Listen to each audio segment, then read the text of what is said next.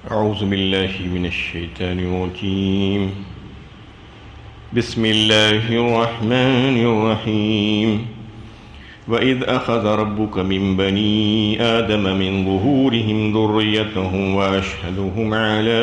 أنفسهم ألست بربكم قالوا بلى شهدنا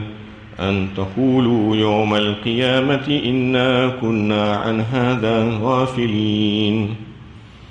اور جب تمہارے رب نے بنی آدم سے ان کی پشتوں سے ان کی اولاد کو نکال کر عہد لیا تھا اور ان کو خود ان کے اوپر گواہ ٹھہرا کر پوچھا تھا کیا میں تمہارا رب نہیں ہوں؟ انہوں نے کہا تھا کہ ہاں ضرور تو ہمارا رب ہے اور ہم اس پر گواہ ہیں. یہ عہد ہم نے اس لیے لیا تھا کہ تم قیامت کے دن یہ نہ کہو کہ ہم اس حقیقت سے بے خبر تھے. سورہ اعراف کی 172 نمبر کی آیت ہے. گزشتہ درس میں بھی اس پر گفتگو چل رہی تھی. اس میں وہ مشہور عہد الست کے تعلق سے اللہ تعالیٰ نے اظہار فرمایا جو حضرت آدم علیہ السلام کی پیدائش کے بعد دنیا میں نسل کا سلسلہ جاری ہونے سے پہلے یہ واقعہ پیش آیا تھا. اللہ تعالیٰ نے قیامت تک پیدا ہونے والے تمام انسانوں کی جانوں کو بیک وقت حاضر کیا اور ان کو شعور بخشا تھا اور ان سے وعدہ لیا تھا جس کا ذکر ان آیات میں ہوا ہے. یہ انسانی جانوں کا اجتماع تھا جس کا تعلق عالم غیب سے ہے، عالم ارواح سے ہے، جس کے بارے میں ہمیں بہت زیادہ معلومات نہیں ہیں اور نہ ہم اس کی کیفیت کو سمجھ سکتے ہیں. ہاں اتنا ضرور ہے کہ آیت میں اللہ تعالیٰ نے آیت کے ہی آخری حصے میں یہ بتایا کہ یہ کیوں لیا گیا تھا، اس کی علت اور مقصد کیا تھا. ان تقولوا یوم القیامت انا کنا عن ھذا غافلین، کہ یہ عہد ہم نے اس لیے لیا تھا کہ تاکہ تم لوگ بروز قیامت یہ نہ کہنے لگو کہ ہم کو کچھ بھی معلوم نہیں تھا اور ہم تو غافل تھے اس بات سے کہ آپ ہمارے رب ہیں اور ہمیں آپ ہی کی عبادت کرنی ہے. اس بات سے ہم واقف نہیں تھے، ہم غافل تھے. تو اس میں یہ بات واضح کر دی گئی کہ اگر تم تھوڑا سا غور و فکر کرو تو یقیناً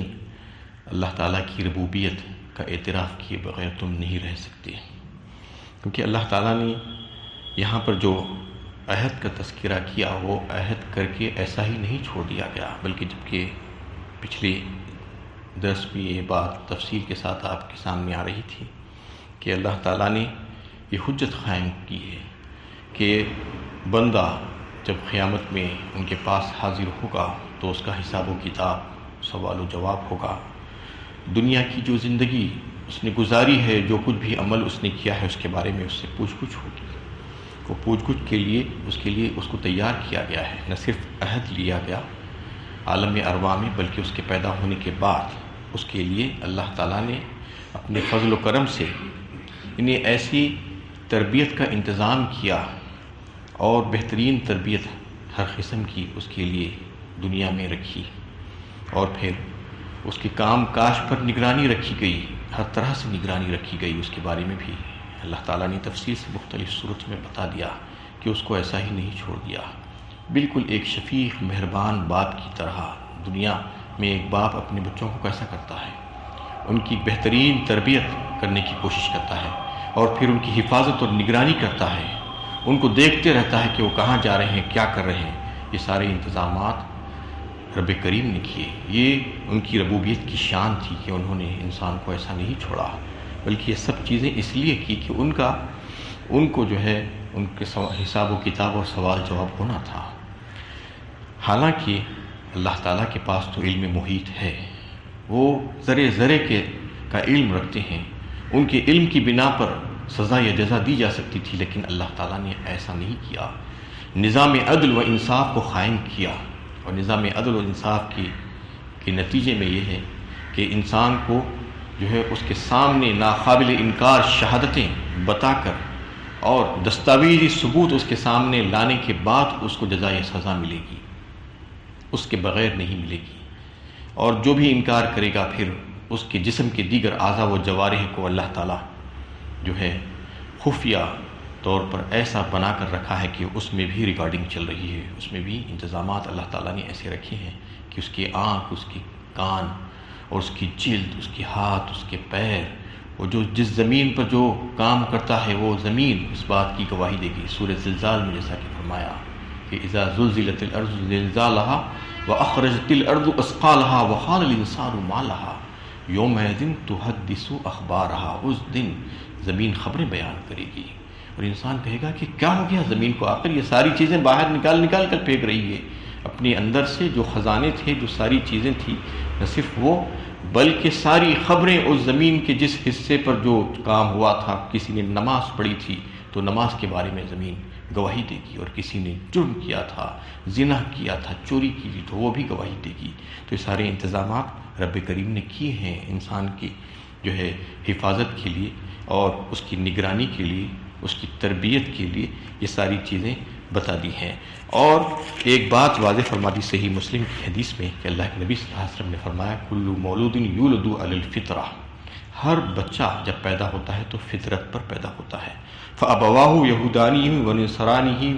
و یشرکانیہ، فرمایا اس کے ماں باپ ہوتے ہیں جو اس کو یا تو یہودی بناتے ہیں یا نصرانی بنا دیتے ہیں یا مشرک بنا دیتے ہیں، لیکن بچہ جب پیدا ہوتا ہے تو فطرت پر پیدا ہوتا ہے۔ اللہ تعالیٰ نے انسان کی فطرت میں اس بات کو ودیت کر دیا ہے، یعنی رکھ دیا ہے کہ اللہ تعالیٰ کی ربوبیت کی دلیل اس کے پاس ہے، گواہی وہ اس کے پاس اللہ تعالیٰ نے رکھی ہے، اس کے پاس یہ تمیز اللہ تعالیٰ نے رکھ دی ہے۔ اگر اس میں تھوڑا سا غور و فکر کرے تو وہ عقل و بصیرت سے کام لے تو پھر اس بات کو وہ سمجھ سکتا ہے۔ کوئی یہ نہیں کہہ سکتا اس وقت بروز قیامت کہ مجھے نہیں معلوم تھا۔ یہ بتانے کے لیے اللہ تعالیٰ نے جو ہے اس آیت میں یہ بات واضح فرما دی کہ ہر ایک کو پیغام پہنچا دیا گیا ہے۔ کل بنی آدم، یعنی حضرت آدم علیہ السلام کی پشت سے نکلے ہوئے قیامت تک جتنے انسان، وہی ہمارے باپ ہیں، انہی سے جو ہے ساری نسل چلی ہے، ساری دنیا کی انسانوں کی نسل انہی سے چلی۔ جو جتنے بھی انسان دنیا میں پیدا ہوئے ہیں ان سب کو یہ پیغام پہلے ہی پہنچا دیا گیا، اور ان کے دل و دماغ میں یہ بات ڈال دی گئی اور یہ بیج بو دیا گیا کہ حق کی معرفت اور اس کی پرورش جو ہے اس انسان کے دل و دماغ میں ہو رہی ہے، چاہے اس کو اس کا علم ہو یا نہ ہو۔ اس کے بارے میں جیسا کہ آپ جانتے ہیں کہ جب بچہ پیدا ہوتا ہے تو عام طور پر جو سنت ہے وہ سارے اسلام میں جاری ہے کہ اس کے داہنے کان میں اذان دی جاتی ہے اور بائیں کان میں اقامت التکبیر کہی جاتی ہے۔ بظاہر ایسا دکھتا ہے کہ بچہ جو ہے کیا سمجھ رہا ہے، کچھ بھی نہیں سمجھتا ہے، اور اس کو اس کے الفاظ بھی نہیں معلوم، نہ ہی اس کے بڑے ہونے کے بعد اس کو یاد رہتا ہے کہ کسی نے اس کے کان میں اذان اور اقامت دی تھی، لیکن اس کے باوجود یہ عمل کیا جاتا ہے۔ اسلام میں کوئی عمل بھی عبث بیکار فالتو نہیں ہے، یہ بات سمجھ لینا چاہیے، اور کوئی بھی سنت بہترین ہے تو اس میں اس کی یاد دہانی کے لیے کہا جاتا ہے کہ جو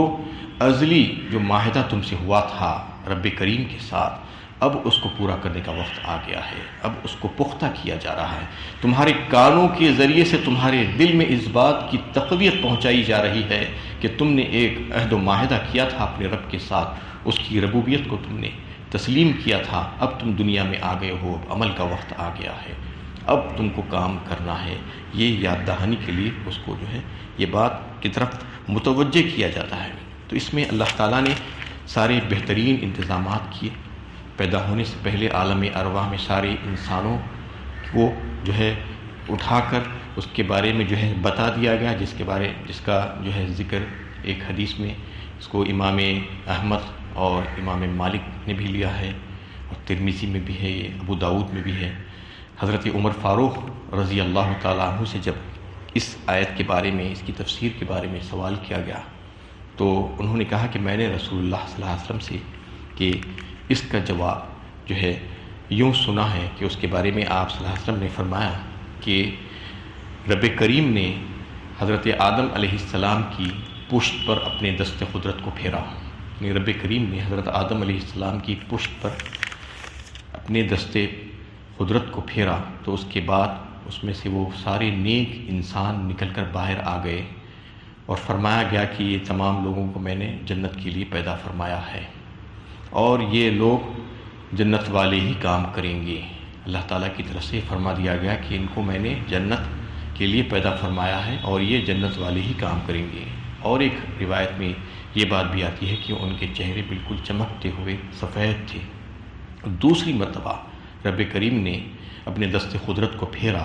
حضرت آدم علیہ السلام کی پشت پر، تو پھر اس میں سے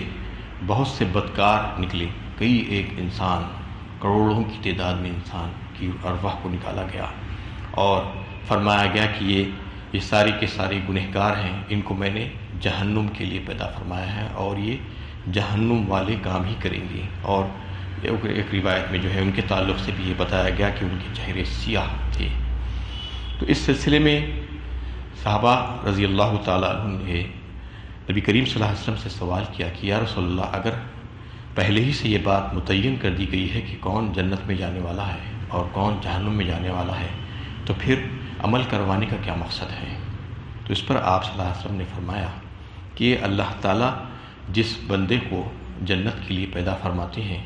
وہ دنیا میں جنت والے ہی کام کرتے رہتا ہے اور اس کا خاتمہ بھی اسی ایسے کام پر ہوتا ہے جو اہل جنت کا کام ہے، اور جس کو جہنم کے لیے پیدا فرماتے ہیں وہ زندگی میں اہل جہنم والے دوزخ والے کام ہی کرتا ہوا نظر آتا ہے، اور پھر اس کا خاتمہ بھی ایسے ہی کچھ کام پر ہو جاتا ہے جو اہل جہنم سے تعلق رکھتا ہے۔ تو لہٰذا تمہیں نہیں معلوم کہ تم جہنم میں جانے والے ہو یا جنت میں جانے والے ہو، یہ اللہ تعالیٰ نے بات راز میں رکھی ہے، تمہیں اس کا پتہ نہیں ہے کہ تم کون سے زمرے میں ہو،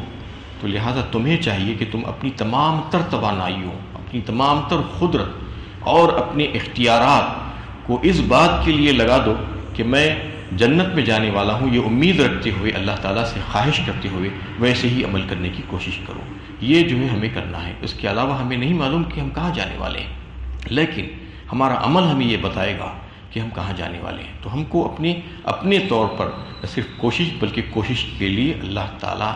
سے توفیق بھی مانگنا چاہیے، کیونکہ توفیق کے بغیر کوئی کام نہیں ہو سکتا۔ تو ہمیشہ انسان کو چاہیے کہ وہ اچھی بات کو سوچے اور اچھا گمان رکھے اپنے رب سے، یہ نہ سوچے کہ میں جہنم میں جانے والا ہوں، میں ایسے ہی کام کروں گا، یہ کبھی بھی نہ سوچے، بلکہ یہ سوچے کہ میں جنت کا حقدار ہوں اور میں جنت میں جانے والے عمل کروں گا۔ یہ سوچ کر وہ ویسے عمل کرنے کے لیے اپنے آپ کو تیار کرے اور اپنے رب سے دعا بھی کرے، اس کی توفیق بھی مانگے۔ تو اللہ کے نبی صلی اللہ علیہ وسلم نے اس کے جواب میں یہ بات واضح فرما دی۔ اور ایک حدیث میں حضرت ابو درداء رضی اللہ تعالیٰ عنہ جو ہے فرمایا کہ سارے انسانوں کی ارواح کو جو نکالا گیا تھا وہ چھوٹی چھوٹی چونٹیوں کی شکل میں ان کو نکال کر جمع کر دیا گیا تھا۔ اور ایک حدیث حضرت عبداللہ ابن عباس رضی اللہ تعالیٰ عنہ مفسر قرآن نے جو ہے بیان کی، جو امام احمد میں بھی جو ہے آئی ہے وہ حدیث، تو اس کے تعلق سے جو ہے انہوں نے یہ بات فرما دی کہ جب حضرت آدم علیہ السلام کو جنت سے زمین پر بھیجا گیا تو وہ مقام جو تھا ان کا اترنے کا وہ وادی نعمان تھا۔ وادی نعمان جسے آج میدان عرفات کہا جاتا ہے، جس میں حاجی صاحبان وقوف عرفات کرتے ہیں، اسی میدان میں جو ہے یہ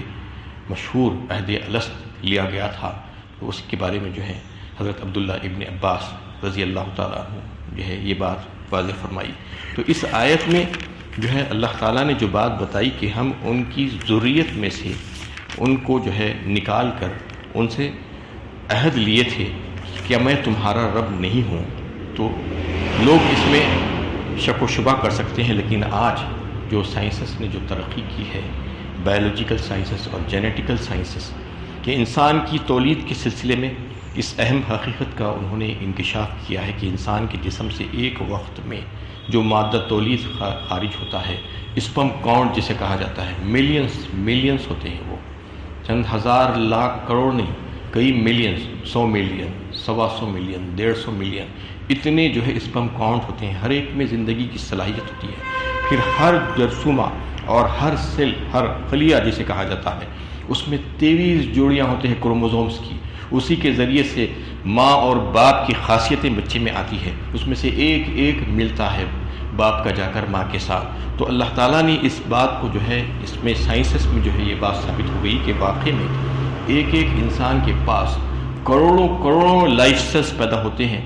اس کے اسپرم کاؤنٹ میں۔ تو یہ ممکن ہے کہ ایک خطرہ آب میں ایک انسانی دنیا چھپی ہوئی ہے، تو یہ کیوں ناممکن ہے کہ پوری نسل انسانی کو وجود میں لانے کے لیے جراثیم حیات آدم کی پشت میں ودیت کر دیے گئے تھے، اور پھر اس کو نکال کر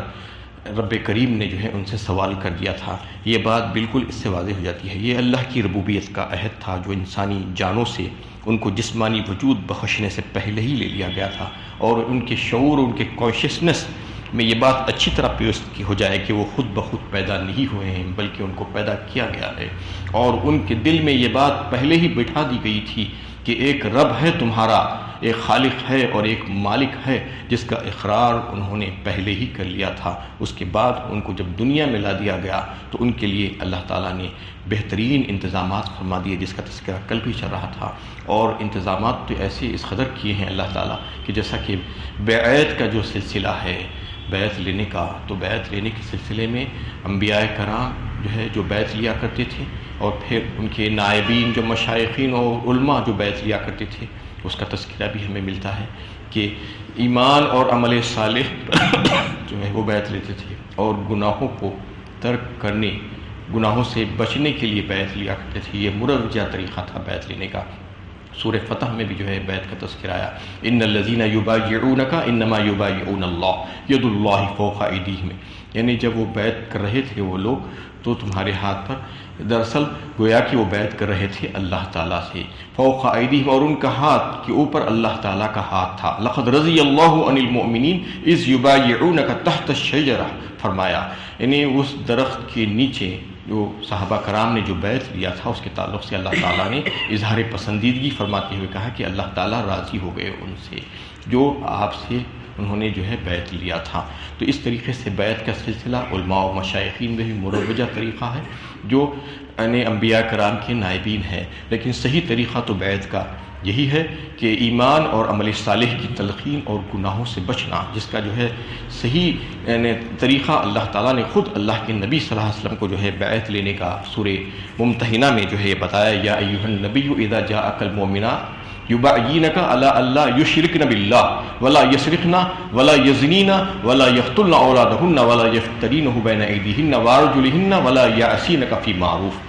پوری تفصیل بتائی، اے نبی تمہارے پاس جب مومن عورتیں جو ہے بیعت کے لیے آئیں تمہارے پاس تو تم ان سے اس بات پر بیعت لے لو کہ وہ چوری نہیں کریں گی، وہ شرک نہیں کریں گی، وہ اپنا جو ہے کسی پر بہتان نہیں باندھیں گی، وہ اپنی اولاد کو قتل نہیں کریں گی، وہ معروف میں تمہاری پیروی کریں گی، اچھی باتوں اور نیک کاموں میں تمہاری بات کو مانیں گی۔ یہ ساری باتیں بتا کر یہ بتلا دیا گیا کہ بیعت ایسی ہونی چاہیے، ایسی نہیں کہ جیسا کہ آج کل جو علماء سو جو بیعت لے رہے ہیں، اور آج کے جو دنیا پرست صوفیہ اور مشائخ جو اپنے آپ کو جو ہے مرشد کہلاتی ہیں اور وہ بیعت لے رہے ہیں، وہ تو ایک کمپٹیشن ہوتا ہے، یعنی اس قسم کا کمپٹیشن کہ میرے کتنے لاکھ مرید اور عقیدت مند ہیں، تمہارے کتنے لاکھ ہیں، میرے اتنے فلاں ملکوں میں مریدین اور عقیدت مند ہیں، 25 ممالک میں، 50 ممالک میں، تمہارے کتنے ہیں۔ یہ چلنے والا نہیں ہے، یہ بیعت نہیں ہے، یہ بیعت باطل بیعت ہے۔ اصل بیعت حق جو ہے وہ تو بتلا دیا گیا سورہ ممتحنہ میں، اور پھر آپ صلی اللہ علیہ وسلم کہ ماننے والوں نے جو بیعت کا جو طریقہ اپنایا تھا وہ یہی تھا کہ ایمان اور عمل صالح کی جو ہے بیعت لی جائے اور گناہوں سے بچنے کے سلسلے میں بیعت لی جائے۔ یہ نہیں کہ ہر کوئی بھی مذہب سے، کوئی بھی عقیدے سے تعلق رکھتا ہو، بس اس سے کچھ فائدے کی خاطر بیعت لے لی، اور یہ تک نہیں سوچا کہ وہ کہاں سے آیا ہے، کیا کر رہا ہے، اس کا عمل کیا ہے، اور اس کو کبھی بھی ایمان اور عمل صالح کی ترغیب ہی نہیں دی، اور اس کو گناہوں سے بچنے کے بارے میں کچھ بھی نہیں بتایا، اور یہ کہنے لگے کہ میرے حلق ارادت میں شامل ہے۔ بس آج یہ سمجھنے لگے ہیں لوگ کہ کسی بزرگ کے ہاتھ پر ہاتھ رکھ دو، بیعت ہو جائے گی اور بس ہماری نجات کے لیے کافی۔ ایسا بالکل نہیں ہو سکتا، یہ غلط فہمی ہے، اس سے کچھ نجات وجات ہونے والی نہیں ہے۔ یہ بیعت بالکل رائے گاہ جانے والی ہے، بلکہ الٹا اس کا ریاکشن ہونے والا ہے، اس لیے کہ وہ بیعت کرنے کے بعد انسان غافل ہو جاتا ہے اپنے عمل سے اور اپنی ذمہ داریوں سے دور بھاگ جاتا ہے، اور یہ سمجھتا ہے کہ فلاں اور فلاں مجھے بچا لیں گے، میں نے ان کے ہاتھ پر ہاتھ رکھ دیا ہے۔ یہ چلنے والا نہیں ہے۔ تو اس کے لیے اللہ تعالیٰ نے بہترین انتظامات کیے انسانوں کی تربیت کے لیے، ان کو لوگ جو ہے ایک عدل و انصاف کا نظام اللہ تعالیٰ نے جو ہے یہاں پر قائم فرمایا، تاکہ آئندہ آنے کے بعد کوئی یہ نہ کہے کہ مجھے نہیں معلوم تھا، میں غافل تھا۔ اس کو سب کچھ بتا دیا گیا، اس کے باوجود بھی اگر کوئی نہیں سمجھنا چاہتا تو پھر اس کی مرضی ہے۔